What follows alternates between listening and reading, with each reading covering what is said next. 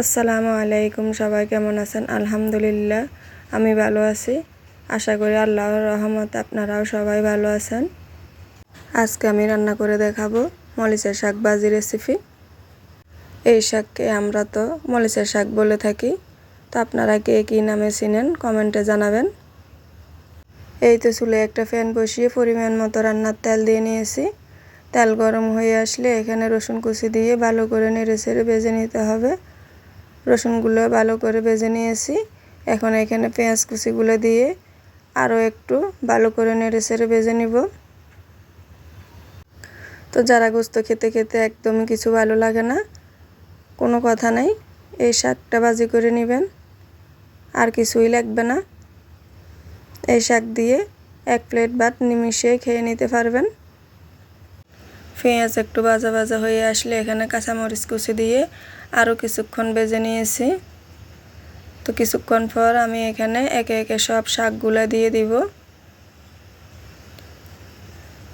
শাকগুলো দিয়ে উপর থেকে স্বাদ মতো লবণ দিয়ে দিব।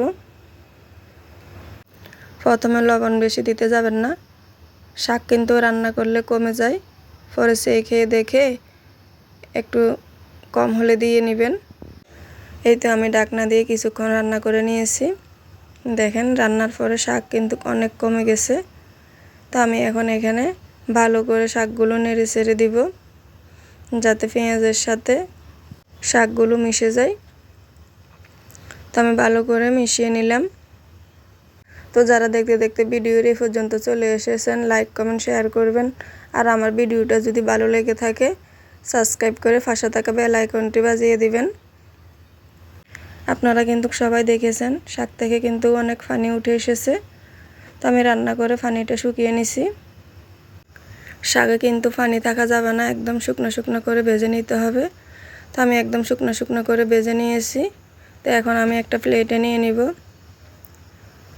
দেখতেও সুন্দর, মাশাআল্লাহ, খেতেও দুর্দান্ত হয়েছে। তো আপনারা ট্রাই করে দেখবেন। আল্লাহ হাফেজ, আসসালামু আলাইকুম।